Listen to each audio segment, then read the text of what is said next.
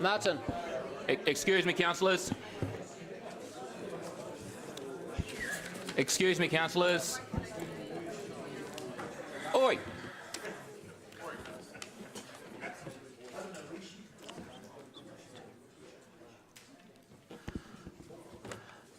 Okay, I resume the council meeting of the 6th of December 2017. We're picking up now from where we were with the transport, where we got to last night. From there, we're then going for the public gallery. We're then going into public excluded, and I don't know how long that will take. It could be half an hour, just so you know if you want to go and have a latte. And at the end of that, we're then going to the HIF paper to lock the HIF down, or not. Okay, so that's the order of where we're going. We're also continuing through today, having a long day, and if we get close at 8:30 tonight to where we're heading, we will continue to get it wrapped up. So just so you can plan your day and know where we're going, this could be a long day. Get the pandemonium? Sure. Pandemonium, please. Okay. If we're getting somewhere at 8:30... Hang on, I'll just check with Gary. Do you want a thin and crusty or I'm not delegated that. thin and stretched? Sorry, Councillor Rob. If we are continuing at 8:30 to a point where you think we might get some conclusion, you're suggesting that we continue beyond 8:30? Beyond 8:30, if we're getting close, yes. So otherwise, we'll try and if we're miles away, we will aim for around 8:30-ish, or finish the paper we're at then. We have got 2.5 days, haven't we, as whole days for next week? Yes, we have. To continue this meeting? Yes, we have. Yeah. Okay. Can I just clarify? Yeah, just... So just to clarify, we have a half day on the 11th as a whole day. We have a council meeting on the 12th, which has 4 agenda items, which could also be used as a flow over for this meeting. And we have a council meeting on the 14th, which again has a full agenda of its own. So technically there are other additional council days as well. But just understand and appreciate, as I'm sure you do, elected members, that there are other items as well next week. But we are having a council meeting as part of this, because we have had a number of agenda items, including the public excluded, which is also outside of the 10-year plan. So we've probably already had a council meeting this week too, haven't we? In the sense that we had those agenda items yesterday. We're going to have the public excluded items soon, and that is this week's council meeting over with. And then we've got the long-term plan. So the 2.5 days that are set aside, apart from the council meeting next week, which is Thursday, as I recall, Tuesday and Wednesday and a half day on Monday are reserved at this stage for the long-term plan. Am I right in that conclusion? Technically, no. Okay. It's just to be clear, I understand that we discussed the other day, or yesterday, time flies, not using the 13th. There was a discussion at the GNI committee, I think, on Tuesday about that the 13th, which had been a hold, would not work because a number of members were not available. So at the moment we have the 11th from 12:30. So can I just have a quick look as you're saying that? So 11th is Monday, yep. Yep, we have all day Tuesday. Yep. And we have all day on the 14th. So Wednesday has also got LTP in my diary. So it's an LTP carryover, and there are another 4 additional items that are related, such as Founders, Shared Water Services. That's the agenda you received last night. Right. And then separately on 14th, there is an ordinary council agenda to be worked through. Okay. 4 agenda items are for the 12th, not the 13th. Oh, sorry, my mistake. So is the 13th supposed to be a non-meeting day for us? It's in my diary as an LTP day. Yes, and that hasn't been updated by us since Tuesday evening. Yep, so the intention is that Wednesday the 13th is to be a clear day? Subject to Chair's confirmation, but that was the discussion at GNI. But the problem with the 13th is that there are a number of councillors away, is that right? That's right. Okay, so it is a less than good day. The 13th isn't a day we can use when we've got members away, so if it ended up that we ran over, we would have to find another day. So I won't be taking questions or debate necessarily in the order that you're on the board again today. Can I just make a comment on the table, please? My name's up there. And I'll come to you in a minute, Paula. Thank you. And I won't be necessarily working off the board, and I will possibly cut you short on your questions to ensure that other members around the table actually get a chance to ask questions as well. So don't be offended if I say that's enough. Hold your questions back, and you may well find that other members around the table have the same. You'll get the answers from other questions that are being asked. Andrew, you will allow us to come back Yes, and sir. ask any further questions at the end, Yes, so we yep. don't have unanswered questions? Yes, I will. Thank you. Yep. Unless I feel that the questions are being repetitive, or the questions are at the discretion of the chair, and I will use that if I have to. So I think all was good, but I'd like to ask a question. You were first, but I'd like to Oh, okay, so just in terms of the timetabling, this isn't a criticism of democracy, because I know the world's been changing on a daily basis, but talking about planning ahead, these meetings have been in my diary for quite some time, and it clearly shows that the meeting finishes at 5 o'clock today. Now, I'll have to change what I've got to do, but let me tell you that the two things that I'm going to let go of tonight are actually work-related functions, to which, because I saw the 5 o'clock finish time, I agreed. And one of them is a quite formal presentation, and that puts me in a very uncomfortable position with the community as Chair of Community Services to now turn around and say, well, I looked like I was free, I no longer am. So I do understand that other people have some conflict on another day, but I had a conflict today, and it was a work-related conflict. It was, now I'm going to have to email them from here and tell them I can no longer carry out my work obligations. Councillor Mark, Deputy Mayor.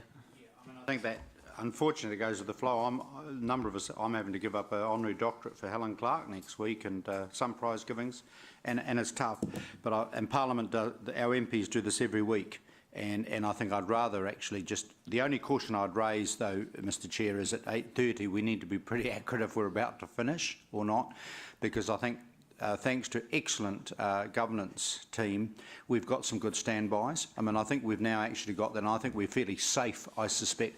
The question I ask is there an opportunity, or I assume at some point, obviously as an elected council I have some shopping list questions around other topics, you know, things that I don't believe are included in the budget, but may be covered by O&M as against capital spending, and obviously Lake Whaiwhakariki, That's coming today. You'll have that opportunity. Okay, thank you. No, that's all members will have that opportunity. Yeah, that's fine.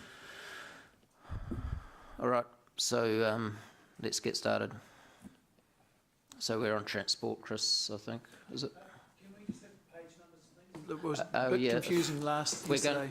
Each paper we're going to get up on the board here, written up of 255. exactly what papers refer to what we're talking about. So if we could do that. Page 255. 255 to what? 255 through to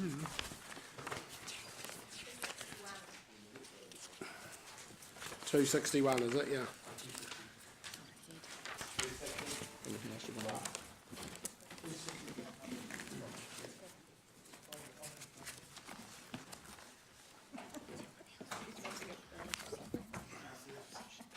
What's he doing?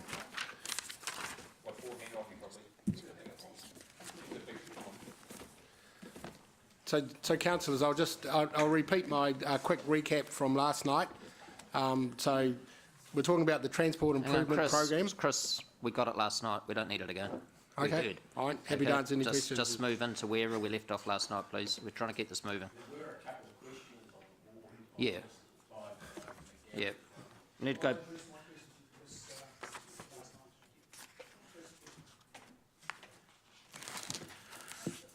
Okay. Questions? Yeah, Paula. Yeah, look, Councillor I Paulus, have sat on Access, but Hamilton, and gone through the prioritisation process in respect to this. It's a huge budget, it's a big increase. I'm just wondering whether there is any appetite, or when that might be considered. Is that in the afternoon when we start to weigh up what things cost, to slow down one or two aspects of this plan, which are all very good and all very visionary, but of course we can't do everything. It is a big cost, this transport item. Paula, what's your question? I just asked a question. What specifically, what are you talking about? I'm asking when would be the right time to discuss whether we can phase some of these costs later. In other words, reduce the front end of some of these projects, spread it out to ease the burden on the ratepayer. Now, yes, now, and via an amendment. And through an amendment. Well, to be honest, I don't want to randomly pick items off the spreadsheet. I'm looking for some staff advice, and I don't expect them to give it on the fly, but I am asking some staff advice about how we can reduce the budget by, say, at least 5% in the first couple of years. We're going to be under the gun in the first... everything else is cut quite well. So I'm sorry, you know, Chris, in working this through, that we put more in. You know that to be true. And we all agreed that that work needs to be done, but we cannot afford to do everything overnight. I need advice from the staff, the technical staff, about what can wait. There's been a working group that's worked on this. They work closely with staff. I'm well aware of that. I'm on it. This is a staff recommendation. If you want to cut the budget, and it gets done through an amendment. So you need to test the room through an amendment at the end. You can't test the room now on an item by item. The staff have said this is their recommendation. The working group have said this is what they want, so you need to test it through an amendment at the end. Can I just make a comment, Mr Mayor? Sure. So basically, the original list was significantly higher than this. I think it was over twice the size of this amount. And when the when the call-off was cut to the available funding, a prioritisation process was gone through, and to identify those items that could be cut and what the risk of cutting them was. So what it effectively represents here is a much more culled down list. If anything is to be cut out of this, there are risks and consequences for all of them. So it would be more of a case of you identifying the projects that you believe you wish to challenge, and then have the particular risks identified through the staff, if that's the case. So if you put forward an amendment, the staff can tell you what the consequences of that amendment would be. Fair call, Chris? Yep, I would have said the same thing. Like, it's been through the task force, the task force. So it's really for the task force to decide what they'd like to cut. Probably not myself. Okay, I'll remember that when we get to the river plan. Thank you. Any other questions? I'm not going off the board. I've made that clear. So Okay, thank you, Mr Mayor. We started this work under a national government and completed it under a different government with different priorities, which means that we could potentially get better funding under a new government. Are you happy that this is more in line with where this particular government sits and the signals they've given so far? Yes, I am. So what we're looking at here is a balanced program which puts more emphasis on walking and cycling and public transport. Councillors will recall that some preliminary advice that's come out from the Minister of Transport and his intention to change the government policy statement to give more emphasis to those areas of transport. Right. Thank you. Thank you. Ange. Thank you. Given this is, excuse me, capital program for transport, it's debt funded. So any impact of removing any projects that are on this list on page 260 would only impact the rates take for each year through interest payments. Is that correct? That's my understanding, yes. Yeah, and depreciation. Yeah, so firstly, it would attract an NZTA aspect to it as well. Yeah. So our revenue is premised on a 51% NZTA subsidy, so that would be impacted if any projects we remove. And you're correct, so basically it doesn't, to get my language correct, because I think I might have confused people yesterday, it won't impact on the rates increase of 15.5%, but of course you are correct, in the future there'll be interest and depreciation attached to it, which will And finance potentially, costs and... which will impact on the deficits or surpluses in future years, which then has a consequential impact on our rates taken. Yeah, so the $220 million transport capex program is expected to receive, I'm just looking at the 3 lines down the bottom, 100 million. So the net cost is 112 million. The net cost to us is 108 million. Yeah. Thank you for that. And just the just query on the park and ride there for the total over the 10 years is 9.6 million, and it's spent in the first 3 years. We're discussing that in PX. Does that have any impact on the decision if we accept this now? On what we're discussing in the PX? Yes, it does. So part of the park and ride is purchase of land. So dependent on your decisions today, it'll flow through to the decision on whether to progress the land purchase or not. So the project in front of you is more than just the land purchase. It's purchasing the land, and building then in future years, building a park and ride for a public transport facility. Yeah. Thank you. Councillor Gary. Thank you. My concern is just that we had at the... Gary, Gary, I don't want concerns or questions, just direct questions, precise and short. Yeah, at the, what's your infrastructure and, what's your thing called? Growth and infrastructure, beg your pardon. Growth and infrastructure meeting the other day. We were given some stats that showed that despite all of the spending we've done on improving things for bikes and whatnot, that car registrations, car usage and that had all gone up. Given that, you know, that you compare biking with cars and it's like an ant to an elephant, there's a number of by choice spends here on the bike path, etc. Can that program be shuttled back, pushed back into later years? Because if we're under funding stress as we are, I would suggest those by choice things where clearly, you know, we're getting objective advice nowadays that despite all our spending on bikes, etc., people are not taking it up as much as we thought. In fact, they are still going to cars in greater numbers. You know, the registrations was up by 10%, which is just extraordinary.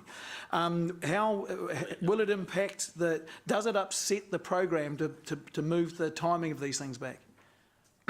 Because to me, it just seems that clearly not huge numbers of people there. They're vocal. They're very, very vocal people, but not huge numbers of people are actually Gary, using it. we don't want your opinion. We just want the question. Okay, so can you... Well, a lot of it's tied up with how many people use it as well. Yeah. So, how do I answer that?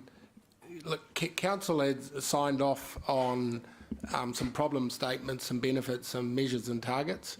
So to achieve those measures and targets that are now integral with the transport strategy, we need to have some interventions that we haven't done before, and so all of these projects are important to meet the targets that we've set. So those targets are included in your paper on page 256. So they are targets, measures and targets that Council has already approved. So the program has been designed around achieving those targets. So the implication would be if you don't fund these projects largely in this timing, we would have to revisit those targets. But every project, no matter what it is in the 10-year plan, is subject to us. You know, things change, contexts change, huge debt, spending money on, you know, using debt to pay for the OPEX. All that context has changed. So it is appropriate to ask these questions and to find the answers in this forum, and to have these current priorities challenged. Yep, and absolutely, it's entirely in order for Council to change the timing of these projects. So once we know what they are, we would have to look at the targets and just what we believe our progress would be towards those targets. So again, Gary, that could be done through an amendment. Yeah. Or that could be done by you getting involved in Dave's committee and working through that committee to get the order and the priority different by you having a voice through that committee. Yeah, don't we allocate funding today? Like, well, during this process, we're allocating funding, and these are the projects, so that they seem to me to be reasonably clear. So the way for you to change things would be through an amendment. Yeah, at this late stage, understand okay. that. Yep, yep. Councillor Dove? No, I haven't got any questions, but I would like to speak in the discussion. Okay. So I think in the case of this, on the case of this, I think, Deputy Mayor, are you okay for the chair of that committee to move this? It would be a privilege to allow him to move this. Okay. And it's seconded by the Deputy Mayor. So we're into debate, Dave. You're Sorry, can I second an amendment? sure? Yeah. Okay. That's probably an appropriate time now. Okay, thank you. That so on page 260, and this is off the hoof, so I do apologise. The things that are projects number 452, and they've all got BP, which I think, which is bike plan, except for the one that says Te Awa South. But it's that block of projects. It looks like they're 13 million. 35 million. They're about 50 million. Just by eyeing it, there's about $50 million worth of total cost. Now I assume that is 50% funded by. Yeah, So that's the gross cost to council here. Yep, all the that council is looking at a gross cost, so there is an assumption there that there will be an NZTA subsidy, which we've still got to win, but that's the assumption. Okay, thank you. That those, and look, like I said, I apologise, this is on the hoof, so I haven't got an express year when these things should be done, but the council or someone, what are we doing? Okay. That all of those projects, instead of starting in 2018-19, start in 2021/22. Gary, which ones? All the ones with 452 and down. Yeah, 4, 5, yeah, yes, Yeah. yes. Okay. Plus Te Awa? Yeah, Te Awa's got a 452 in front of it as well. 2021 Yeah. to be Can I just ask a process question? Mr. CE, where is he?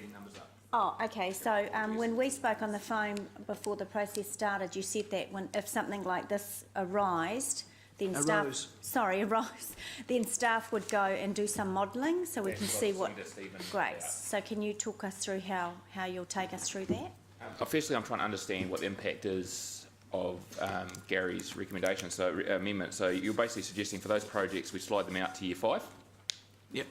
Yeah, sorry, year 1, year 2, year 3, year 4. No, actually year 4, I think I said 21, 22. Okay, year 4. Year 4, yeah. So we would have to, if you want to understand what the financial impact of that is, assuming that the total $220 million is still spent in that 10-year period, it's more of a question of just impact on timing, and so the team would have to model that up if you wanted to see the financial impact of doing so. It will create debt pressures and debt capacity issues, so we need to work through that.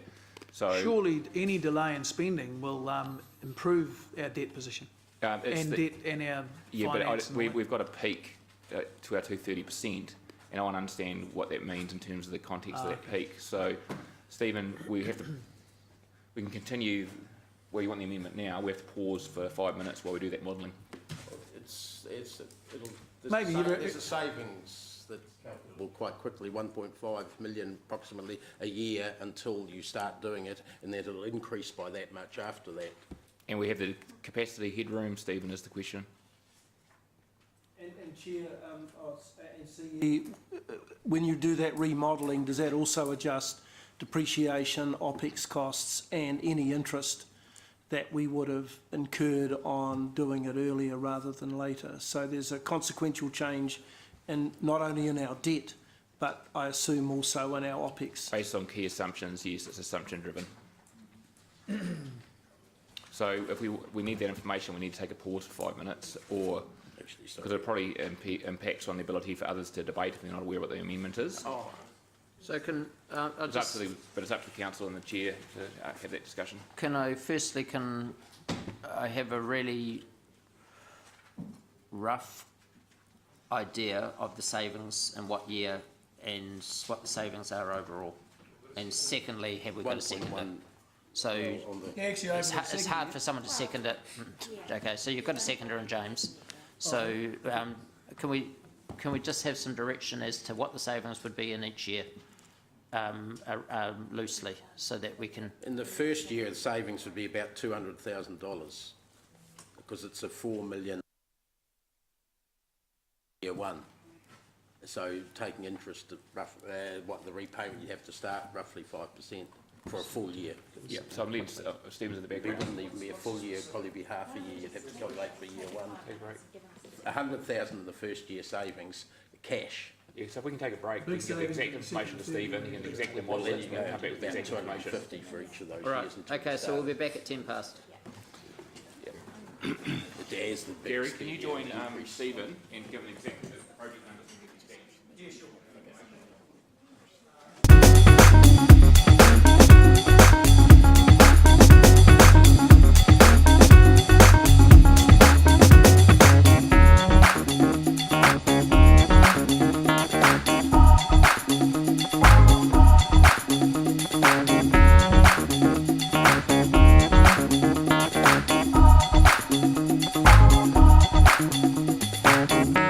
Thank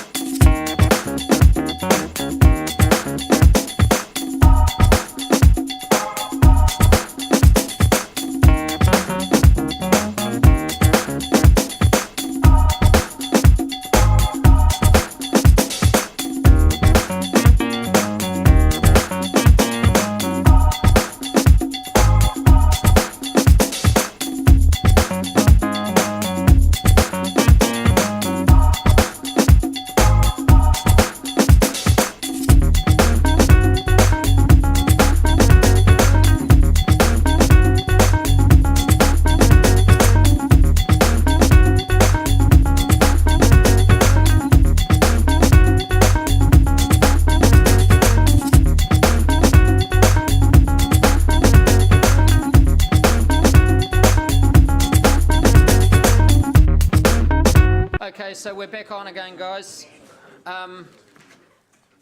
We're going to, what do we call it? We're just going to leave that on the table. And we're now going to the publicly excluded item in the pink in 1/3.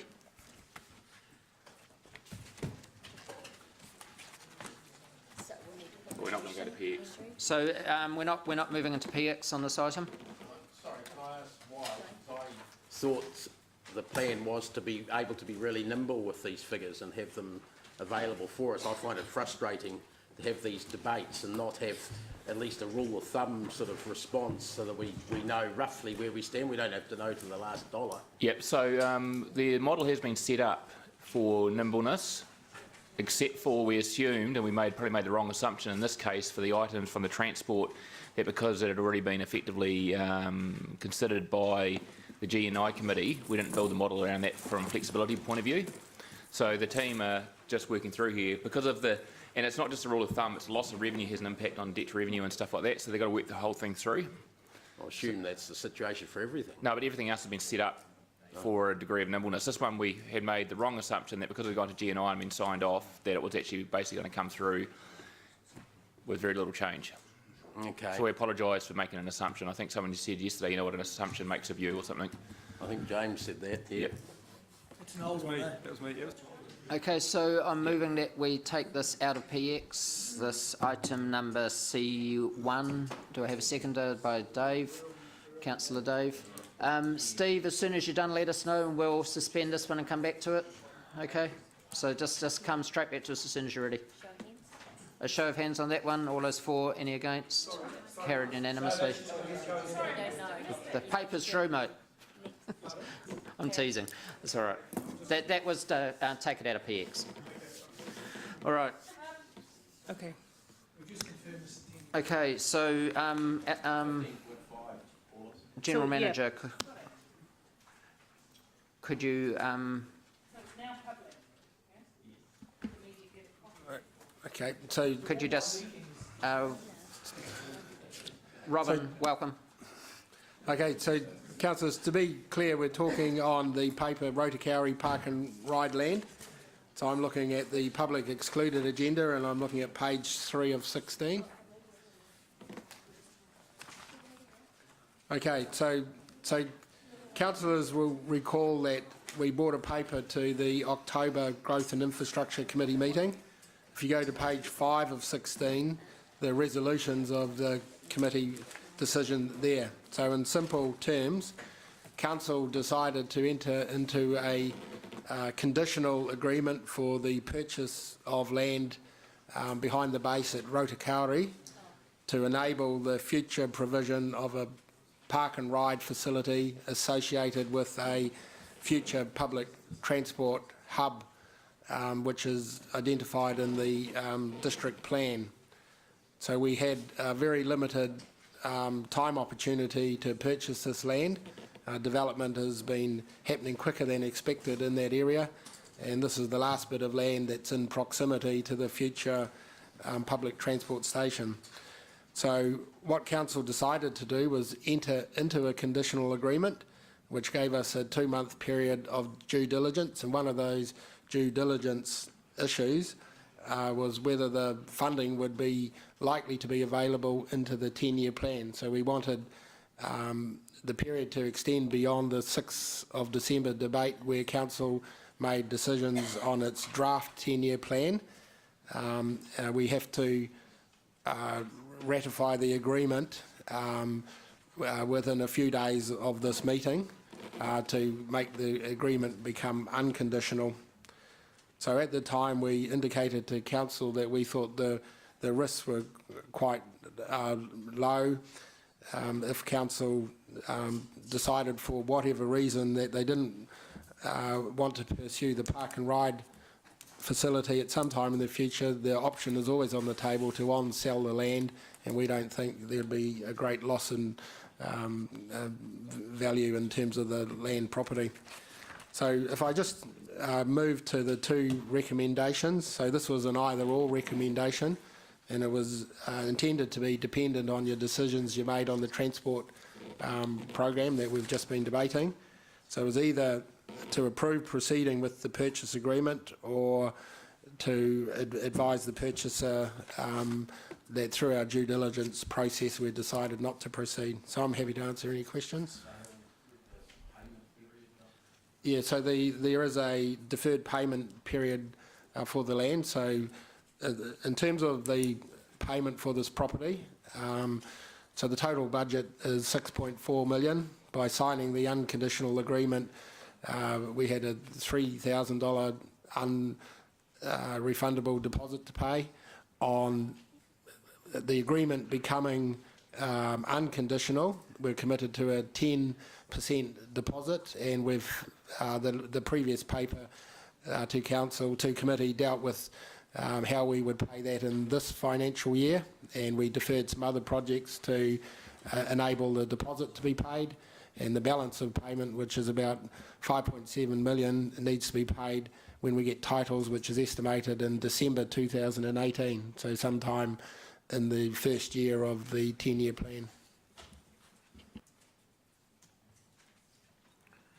And just one other point, we, like all of the projects in the 10-year plan, we have assumed that we would get an NZTA subsidy on that, so those dollars would be, to council, would be halved if we win the subsidy. But like every project, we've still got a lot of work to do to put the case for subsidy and win the subsidy. Okay, so as is traditional during these meetings, I'm moving A to E, and Deputy Mayor is seconding that. Would anyone like to put an amendment up? Yes. Yeah, I possibly would. Perhaps after I've asked questions, is that? So you want to reserve your right to Yes, do please. something? Yeah. Okay. Yep. Are you all right to wait, Gary? Yeah, fine. Okay. So, are we going to do, so this is a strange one. We're going to do a either or, because we could just, yeah. He's moving A to E, he said. Oh, okay, so at the moment, F's nowhere to be seen, is it? Yeah. No. So just so everyone's aware, as soon as these guys are finished, we're going to switch back to the original paper, okay? Because the order here is quite important as Okay. well, okay? The two go together. Yep. So we'd rather get the first one that we were talking about through before this one. All right, so questions? There are no questions? Yep. Who would like to speak? Paula, put your hand up if you want to speak. Oh, Yeah, you're on. Yep. I've got my name on the board, but thank you. Just some broad level questions, because I raised a number of questions about potential other sites, etc. at the time, and I guess once this is reported, the decisions reported to the public, those rationales will come out, right? But the question is, have we, since we are in this position now, have we spoken with NZTA and government in respect to their support for rail from Auckland to Hamilton, and back Hamilton to Auckland, that's the best way, Hamilton to Auckland? Have we had those conversations? Because while the new government has indicated support, what support are they going to give Hamilton in this position? They wouldn't help purchase the infrastructure, would they, or would they? So there is a working party working on the Auckland to Hamilton rail. As part of that working party, the two mayors and the chair, so Mayor Andrew, Mayor Allen from Waikato District Council and Chair Allen from Waikato Regional Council, have written to the Minister of Transport to ask for a definitive policy position on Auckland to Hamilton rail, noting in the letter that their election policy was to build it, and statements post-election have been to build it quite quickly. So we have written, or the three mayors have written, asking for definitive policy direction. We haven't received an answer to that, but crossing over in the mail was the advice nationally from the Minister of Transport, which is attached to this paper, which was on page 15 of 16, which is a clear indication of an intent to change the government policy statement prior to December this year to give more account of public transport and increasing use of rail. So the signs are encouraging, but we don't it will take a while for the system to flow through from government policy to Funding. NZTA funding policy, etc. So we're on our own So there for this for a while. there is a subsidy risk on this until all of those things work through. So we Like- could spend like the all of the money and transport not projects. get the subsidy, potentially. We could get more, Possibly. or Potentially, yes. alternatively, we could spend the money and get more than the regular subsidy as well if it becomes a priority. So there's, Yeah. Yeah, we as most councillors know, we would chase subsidy for everything and are quite successful in getting it, and sometimes better deals, but we would certainly try our best to do that. we've also had conversations with various ministers about this as well, and there is a level of support from the coalition, because we've talked more than just the Labour Party of the coalition, we've also talked to New Zealand First and to the Green Party as well, so there is a lot of support for the rail link. Okay. And also, sorry, and to add, we've also been working very closely, and one of the things Chris has been leading is a conversation with Kiwi Rail, and Kiwi Rail are extremely supportive of making this happen. One further question, and then I might move an amendment, but I'll just listen to the debate first. Given that you raised the good point, Chris, about talking with Mayor Alan Sanson and the chair of the Waikato Regional Council. Chair, point of order. Can you please close down the second meeting that's going on to my right? Quite regularly when people are speaking, particularly Councillor Southgate, a conversation strikes up from the two councillors on my right. I have asked them at various times if they would cease their personal meeting, and they appear not to want to do that. Guys, just push your chairs back a little bit when you're talking, or turn your microphones off, thank you. Go ahead, Paula. Standing orders when we do it. Paula, go ahead. You want me to quote standing orders, Mayor Andrew? Paula, could you continue, please? Okay, so I'm interested. The conversation is still continuing, and I quote to you, Standing Order 313.7 E and F, which deal with disorder and deal with disrespect and offensive offensive talking. discussion. No, excuse me, no talking. Excuse me. Excuse me. I don't find it offensive and I don't find it disruptive from here. Well, come and sit over here, Mayor Andrew, Can and you please will, continue? you will agree with me then. Can you please continue, Councillor Paula? Just, guys, when you're talking, push your chairs back from the table, please. Make sure your mics are off. No, sorry. Under the standing orders, I'd like to make a personal statement.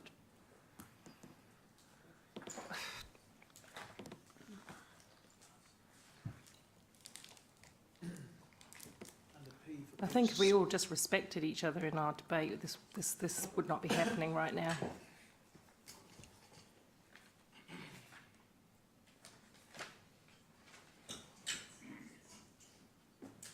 I was just checking, Councillor McPherson, you may only do so with the permission of the chair.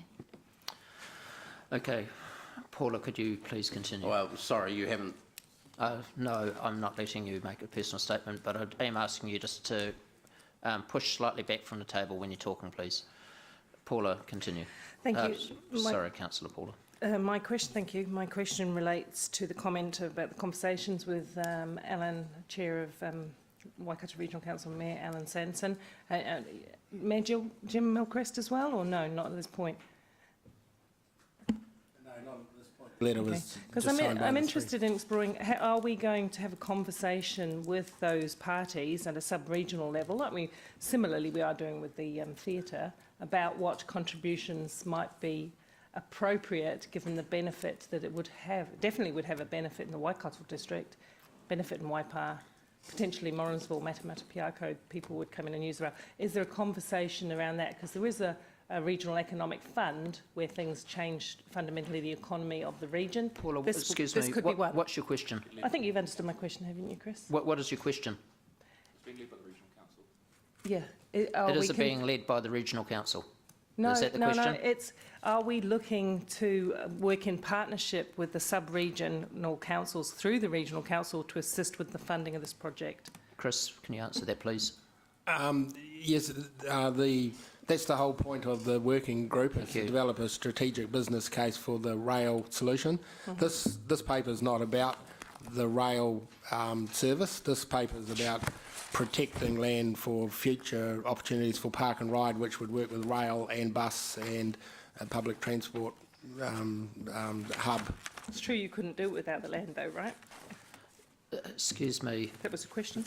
it wasn't, it was a personal statement. Could we please now move on to Gary, Councillor Gary? You ready to go? Okay. So switching back over to the other paper.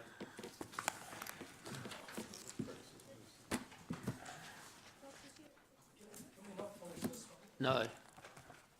We need to get this other paper done before we vote on this one, so that's why. Okay, Steve, can you... so can you guide us back to where we were, please, Chris? So we were back to page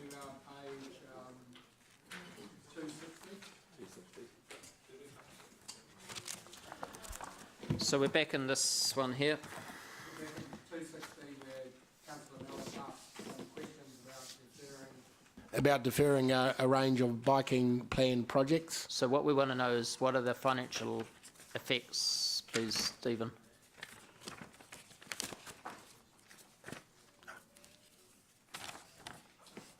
I took it out. I thought we were in the position of a motion about to be moved and we're working on the amendment. The details of the amendment. Yeah, and from there, my understanding is that the group here wanted to know what financial impact there was through this. It's doable, basically. So we can have the motion. Of your motion, of yours. Okay. Mr Mayor, we've thrown these graphs up for the first time, so I'll just speak to what we're looking at. So we've got our usual financial strategy graphs, the debt to revenue on the top left, the balancing the books on the bottom left, our total debt on the top right, and our rates increase on the bottom right. So this model was built on the base assumption of everything that's in the Mayor's proposal. So it's got the 15.5% rate increase on the bottom right and 3.8% in every other year. We've made no changes in the course of yesterday, so this is the first change we're talking about. The items in grey are the historic numbers. The items in blue are the base as proposed by the Mayor, and the items in red as a result of the change in the amendment, and as you can see, moving those projects with 452 out 3 years, there's an ever so slight decrease in debt in the top right in those 3 years, an ever so slight decrease in our debt to revenue ratio, hardly any impact of any consequence really anywhere by moving that out. So, Councillor Mellett, that gives you confidence to put your amendment forward? Yeah, no, I'm still happy with it. So just... How can moving $50 million worth of spend, of which we think half of it will be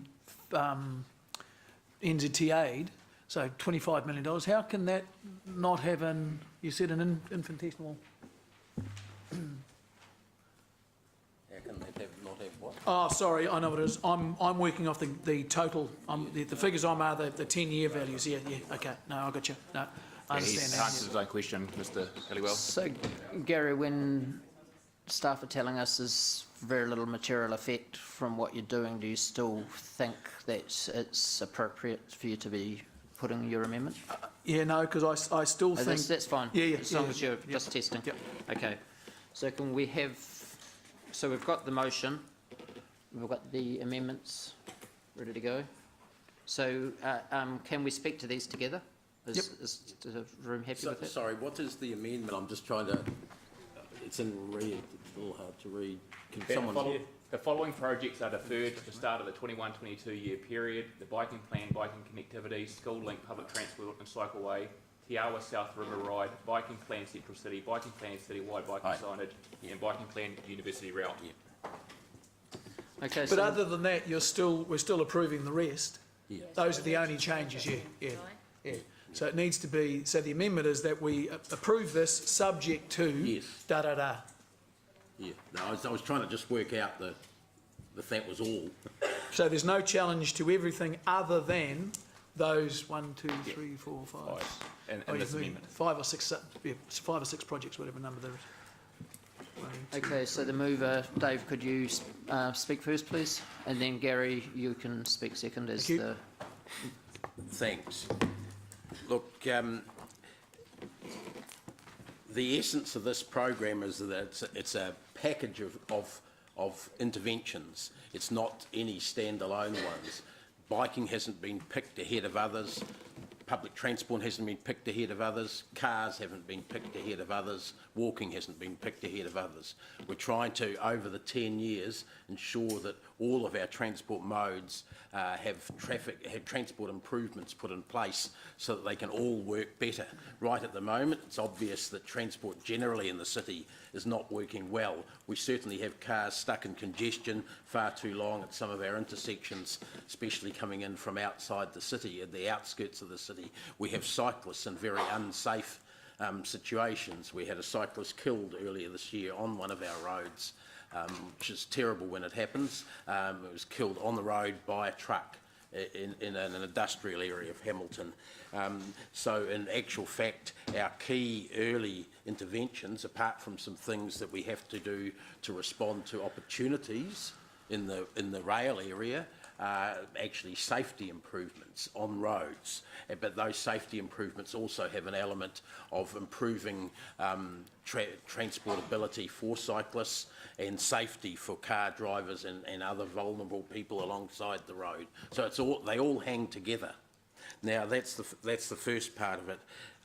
Secondly, this program is only just under half the size of the original program that was approved by the G&I committee, because the people involved in the Access Hamilton workshop realised that it wasn't possible financially to do everything at once. So a large amount of culling has already gone into this.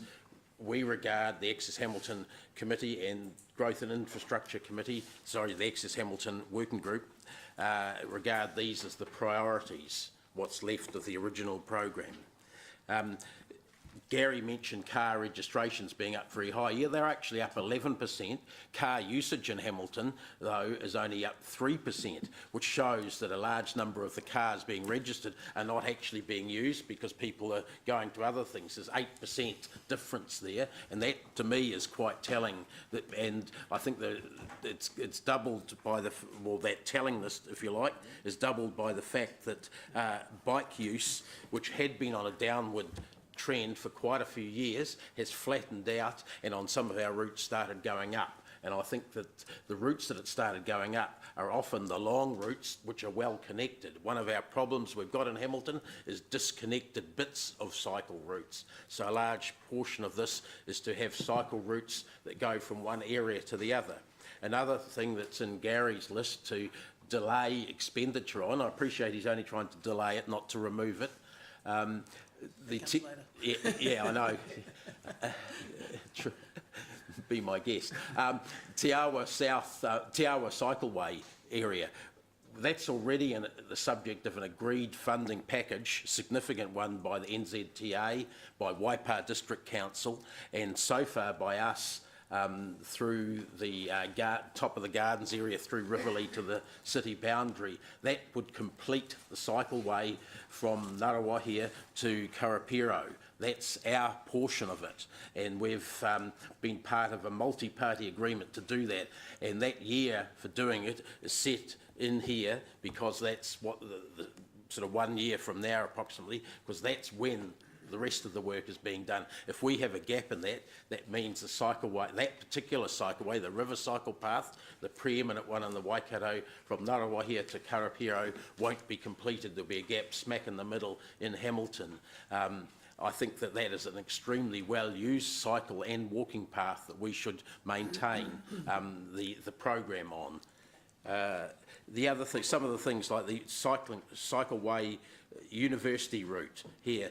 That's from the CBD to the university. If we're ever going to get people out of cars, onto cycles, into active transport, that is one of the almost no-brainer routes to get a decent route to the university, and maybe it's actually talking about a multiple, cut 2 or 3 routes between the CBD and the university, get them up to scratch and safe so that people can cycle to the university, help them with their parking problems, help us with our traffic problems on the east side of Hamilton.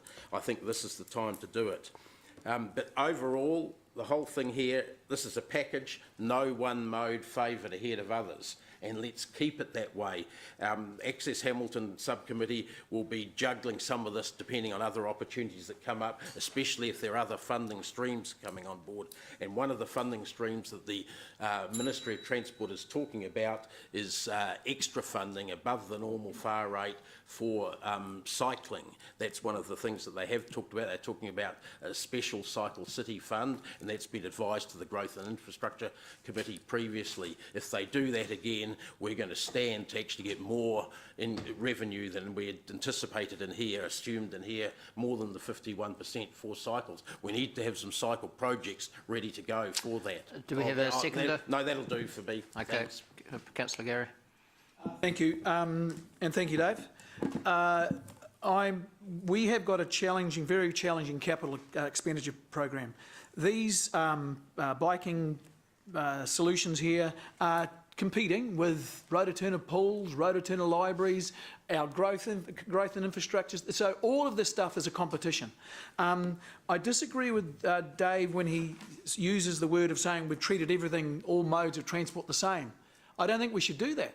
It's clearly obvious that 99% of all the kilometres travelled, well, sorry, I don't know that figure, but a massive amount of the kilometres that are travelled in our city are done by car. So clearly we should be funding car transport. Now, I know that there's electric cars coming, there's, what do you call them, driverless cars coming, and they will come somewhere along the line, I don't know when, but we are clearly seeing that our community, when it's allowed to make its own choice, is dramatically, even now, even with all the propaganda and all the development we've done with our cycleways, is still growing car usage less than, way greater, beg your pardon, than it is with cycle usage. So I guess I'm saying we got to deal with reality, not some and I use the word without being derogatory, fantasy, you know, something that we hope this will happen, but it hasn't happened.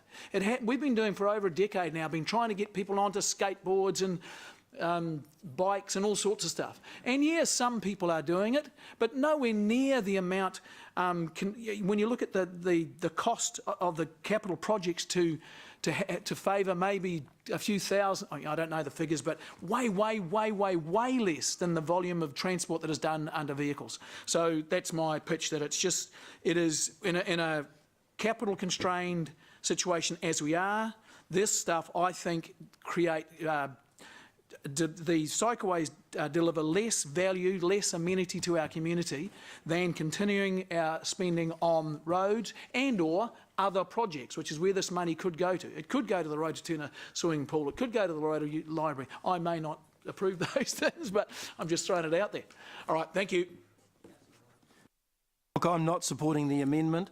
I think this is what I call sweeting the small stuff, simply to move a small bunch of expenditure in what is a massive long-term planned budget from a couple of years into a future year. We saw on the chart it makes very little effect to our balancing of books, our debt to revenue ratio and our overall debt. And I think it's just a means of annoying what is, and I agree with Gary, they may be a small group, but they are a very vocal group, and I just can't see the point in sending out annoyance to a group for something that has very little effect on us. I'm particularly concerned that the Te Awa South River Ride is included in that deferral for the same reasons that Dave has alluded to in his address, because I think it will be disruptive to that jigsaw that exists in us working with Waikato and NZTA and the other funders, the other benevolent funders, including the Perry Trust, in getting that cycleway completed. I'd just like to add finally that because car registrations have gone up by 11%, doesn't mean that there are 11% more cars in the city. I mean, most dealers will tell you that the traded car ends up outside the region, so we haven't got another 11%. Another 11% cars driving around on our roads. So I won't be supporting the amendment. Thank you. Yeah, I won't be supporting the amendment or the motion. When I look at page 255, under paragraph 4, I notice there that growth and economic development is happening faster than anticipated, leading to congestion. And I think it's a perception as to whether or not we have congestion within the city or not. The other second point, of course, is that system failures from the network is increasing demand and resulting in death and serious injuries. I think that's also a perception. What I believe is always been my motto is the safe, efficient, economic use of road transport, which is really brought to us through engineering, education, and of course there's nothing at all for education in this proposed budget. That's then followed up by enforcement, which is really a matter when all else fails. When we go back into history, in 1999, the government decided that we would go for a target of no more than 300 deaths and 4,500 injuries by 2010. We actually achieved that in 2011 with 284 deaths on our roads. And when we look back into history, in 1973, we had 843 deaths. So we've come a hell of a long way as far as reducing injuries and deaths are concerned. I think what we need to do is look at how big a city do we really want to grow. And from this budget, I perceive that what we're trying to do is we're trying to promote the use of the motor vehicle. We've introduced free 2-hour parking within the city, of course, which brings people into the city because they're going to have free parking for 2 hours. The proposed safety upgrades at the various intersections are really to reduce what I see as a perceived congestion issue at these particular intersections.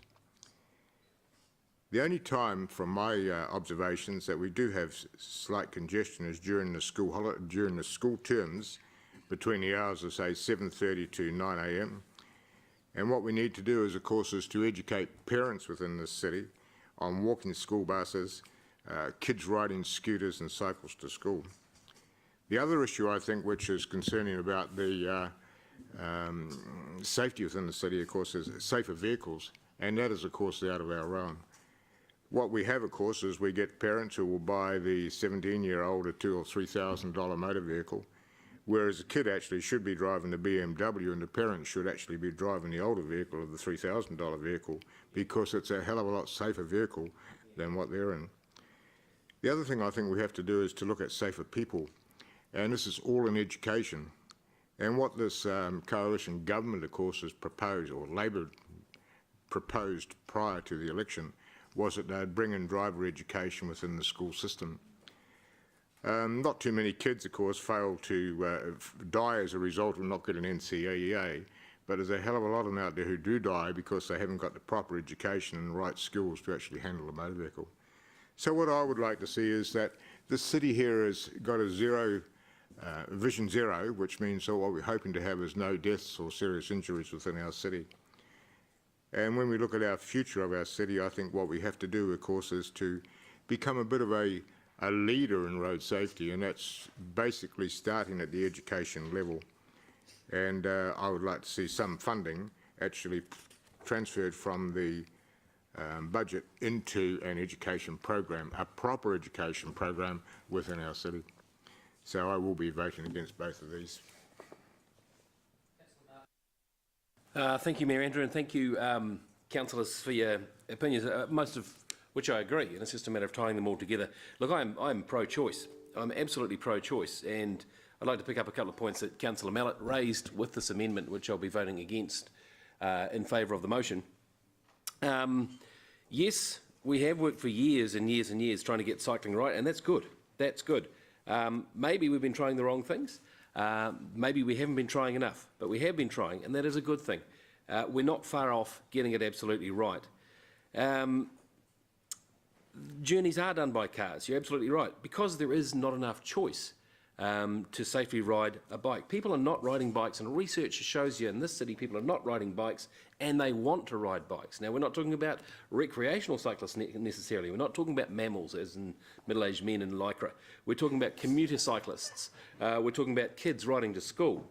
We haven't yet got enough safe facilities for them to make that choice. And I would put it strongly to Councillor Mallett that once we provide that choice for them, then you'll see the figures change. People do want to cycle to school, people do want to cycle to work, but they want to die less. And I think at the moment it's just too dangerous getting across town. We're not far off it. And a lot of these initiatives make that choice abundantly clear for people, or clear for people. We're not spending for the sake of spending, and I appreciate the sentiment of moving it till later. But we're talking about congestion, we're talking about connectivity, we're talking about productivity, we're talking about safety, and we're talking about the health and well-being of the residents of the city. But most of all, we're talking about choice. We're behind in our infrastructure when it comes to this mixed modal transport that the world is moving towards. Edmonton, Vancouver, river cities the same size as ours, all over the world, are moving to mixed modal transport. Now, it's not just appeasing an angry cycling lobby. There are a lot more than just the Cycle Action Network who want to ride their bikes. I'm absolutely pro connecting up these cycleways. We've got some great work. Congratulations on the Western Rail Trail. It's fantastic. Congratulations on the Ring Road cycle initiatives. Congratulations on the river paths that were done by really bold councillors before my time. I would like to leave a legacy of connecting up those cycleways, because it's shown that once you provide safe connectivity to those existing cycleways, cycling will explode and becomes more of a choice. People do want to cycle, but they want to die less. We are committed to Vision Zero. And that's not just weasel words. We are committed to Vision Zero, and it's something I'm enormously proud of this council for taking action on. We went to the Traffins conference a month or two ago in Nelson, and cities all over the place are now looking at following our lead. In particular, the Waitemata Community Board are really keen on following our lead and seeing how it goes. But they're not just words. We need to be creating an infrastructure where people can choose to cycle safely to work. They will cycle in crappy weather. For heaven's sakes, they cycle in Edmonton at minus 12 degrees in summer over there. And just finally, Councillor Leo talks about congestion only being in the mornings. I'd challenge him to try and get to my place from the base, the 6 Ks that it is for a barbecue, in less than an hour in the evening time as well. It's pretty bad out there. And I just think a little bit more choice, a little bit more connectivity isn't such a bad thing. I'm not a rampant cyclist. I'm just pro-choice.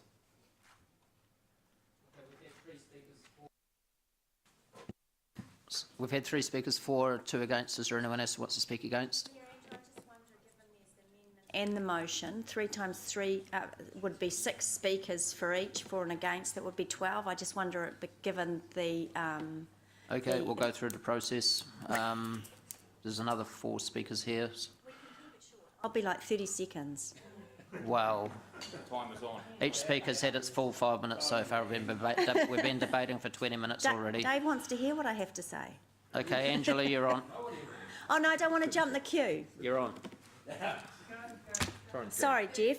All right, look, just really quickly, I am supportive of the motion, not the amendment. I do not support pushing back any projects in the biking plan. This is one of the only strategic plans that has got a considerable amount of love, and it's really important. And as I wrap up, the number one, without a doubt, the number one issue and comment that we have received for decades from resident surveys, top of the list is transport, always roads, and it is a priority for the city. It is a priority for the people. We like our roads, we like our cars, we like driving, we like choice, and I'm supportive of the motion. Was that 30 seconds? Okay. 32. So there's 4 of you left. If you really want to speak, you can. Fire ahead. Otherwise, take your name off the list. Okay, go ahead. I never take long. It's quality, that's right. Totally agree with Angela. It's a great conversation starter at any barbecue, the congestion in the city and transport. It's the biggest moan I get. What I want to say, this is cool business. You've heard the General Manager, you've heard the CE say that this list was actually twice as long. It's been a disciplined procedure to work it down to where it is now. but we have. The second thing is this city is never going to have enough money to build all the roads that we would want to get people around. You can't do it that way. We need different ways of doing it. You just can't build road after road after road. I think most of us would acknowledge that the city has fallen behind in terms of our transport network. The city has grown, as we all know. There's been a very noticeable increase in traffic congestion, even in the last year. I noticed it on Ohaupo Road. I'm sure many of you will notice it on roads closer to you. We're in catch-up mode. There's numerous intersections that desperately need upgrading or redoing, both for the sake of getting people to where they need to be, economic growth, but safety as well. But spending on roads isn't the solution in itself. We can't build our way out of this.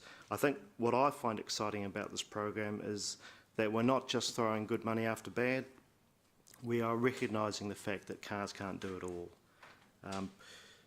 I think, for me, it's exciting. I sense that we have a better relationship in terms of transport with Waikato Regional Council and NZTA than we have for a long time. And I think we're actually in a situation where we can work together to create some of these mass transit corridors in a coordinated approach. So overall, I think the Access Hamilton Plan provides a great balance to the city's transport needs, and I fully support the program as it is. It's going to make a very tangible difference to people's lives over the next decade. Councillor Paula. I support a lot of the comments already made, so I'm not going to repeat those, but I just want to point out that I'm a strong fan of the cycling, and especially the school link and cycleway. I've been a fan of safer routes to school for a long time, and I think we could do better in that space. If we can get more young people on safe routes to school, then some of these peak time congestion issues will be resolved in themselves. A lot of the intersections are parents driving backward and forward to various schools, and we all know how much nicer it is in the school holidays to get around.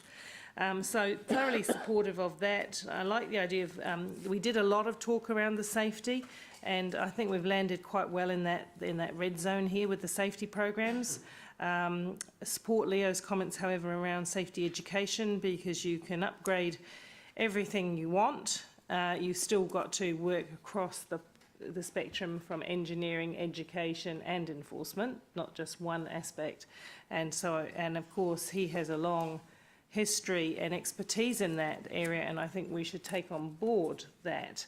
Of course, we're going to get to talk about rail shortly in respect of providing for it, and that is a big cost at the upfront of this particular budget.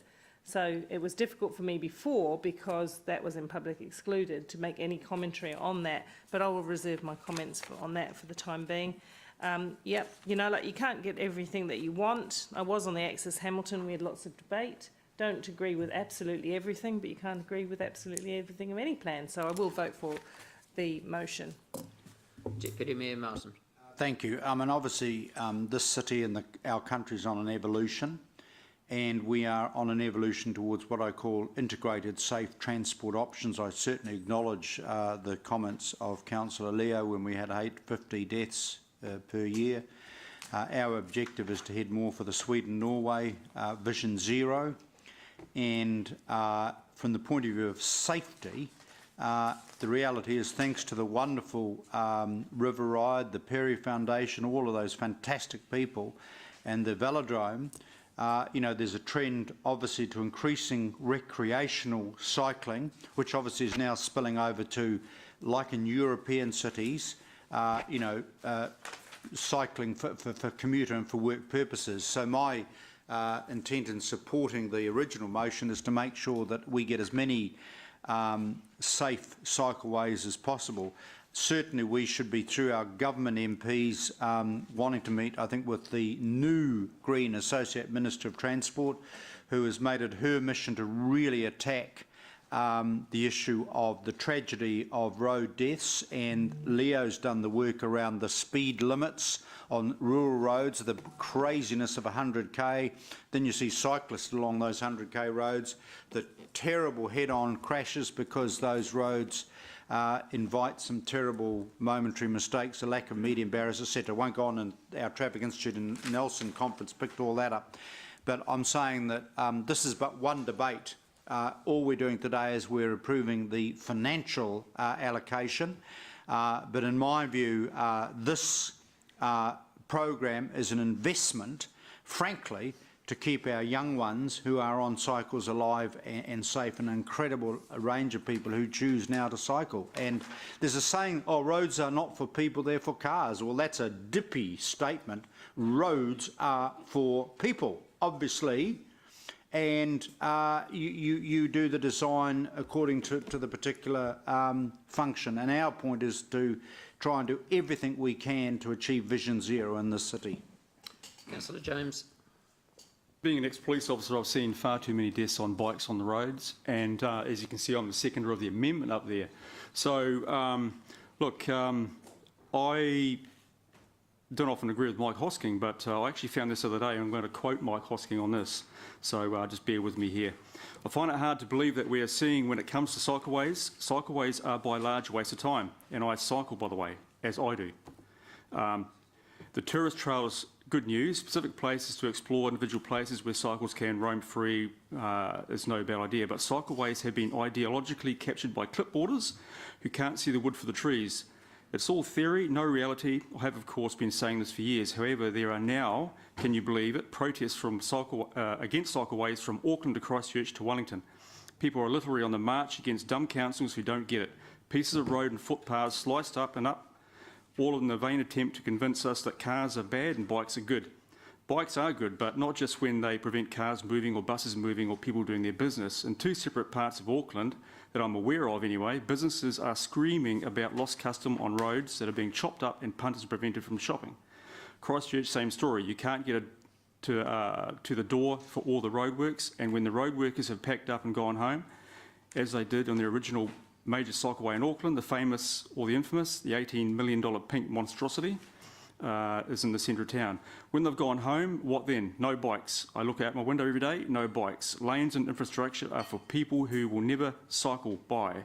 Here is the problem in a nutshell. The roads aren't big enough and they don't seem to get that simple reality. You can't take a regular two-laned NZ road and turn it into a two-lane road with a bus lane and a cycleway. It doesn't work. So bus lanes with no buses, cycleways with no bikes.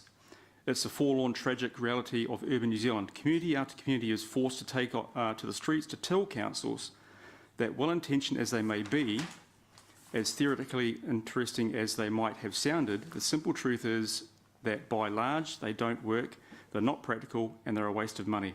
The only tangible outcome is frustration, anger, protest, ill will, and a waste of time, energy and money. Let's hope the madness stops soon. But obviously the madness is not going to stop at the moment.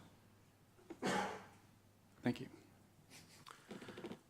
Councillor Siggy. Thanks, Mike. Thank you so much, Mr. Chair.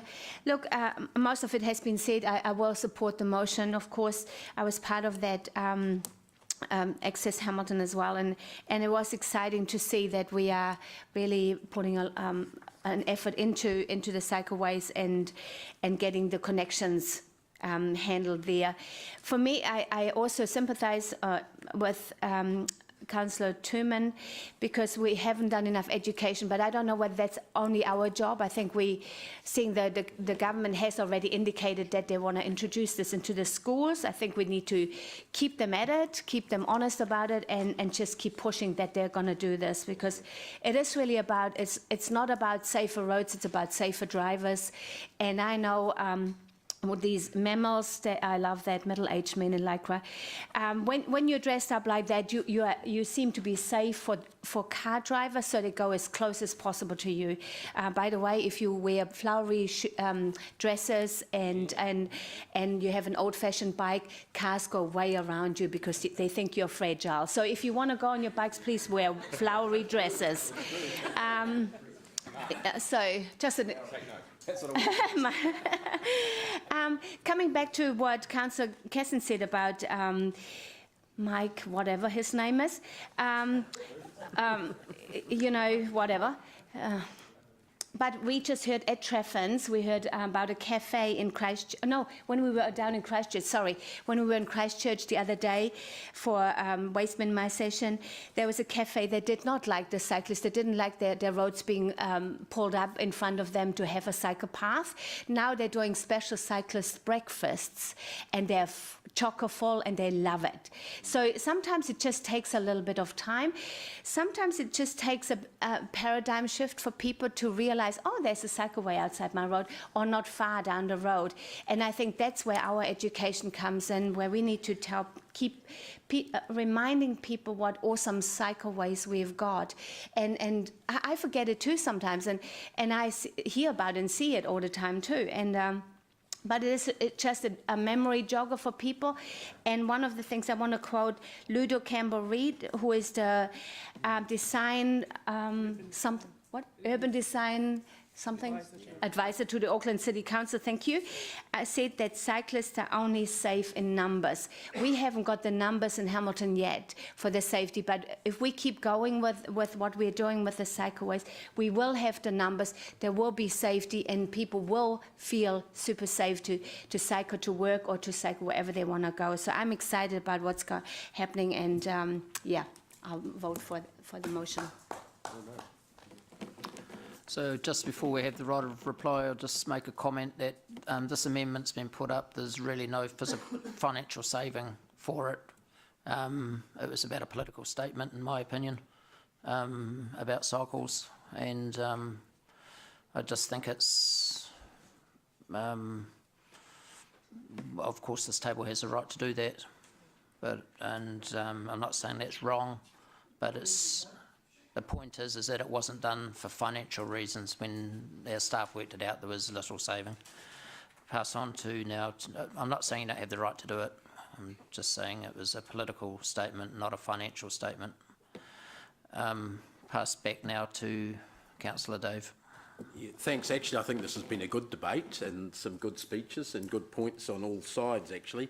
That's the first thing. Secondly, I want to give my good friend Councillor Hosking here beside me an example of reality of cycling in Hamilton, since he questioned the reality of this, or at least Councillor Hosking did. The Rotorua High School, where it's difficult to drive to, 60% of the kids cycling. They've got safety because they've got numbers, as Siggy pointed out in her very good speech before. So it can be done. Hamiltonians do cycle if there's a realistic opportunity, and that's what we're talking about, trying to give them a realistic opportunity. We've got an example. Let's spread the Rotorua disease, as far as I'm concerned, in this area. On Leo's points about education, they're very good points, but they omitted some facts like the fact that we already have education people working in schools. 1 week ago, I was in this room here helping Cameron Ward, one of our staff members, give out prizes, cycle helmets, to a large number of school kids here from different schools across Hamilton, Road Street, Fairfield Intermediate, I can't remember all of the others. There were quite a few schools where that got prizes. There were hundreds of entries in that cycle helmet design competition. These are kids that want to cycle, in most cases do already cycle, with schools that are starting to support cycling more than they have before. We are doing the education work. If we want to do more, and I would personally fully support that, I invite Leo to come to our Access Hamilton workshops, and for instance the integrated transport mode amount there is a very appropriate area for cycling education expenditure to come from, not just education for cycling, education for general road safety. I used to have, I think Leo might have been one of them, when I was at primary school, the cops would come along there and teach us cycling safety and general road safety, crossing the road. I'm sure I saw you there, Leo, doing that with me. Okay. Anyway, look, I think all the issues are there as challenges, but they're not insurmountable. So let's keep the program how it is what I'm asking. Okay, we'll go to the board to vote. So the first thing we're voting for is the amendment. No, we're voting against. No, for. No, excuse me. Sorry, Could we reset? apologise. Could we reset the system, please? No comments are to be made of any sort once we call for the vote. It's not right. So we're now voting on the amendment.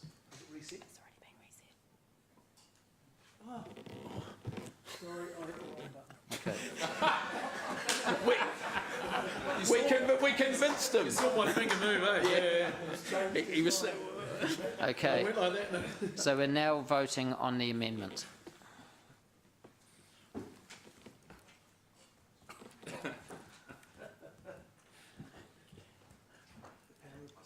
Yeah. The amendment was lost. 10 against, 2 for. So now we're now voting on the motion.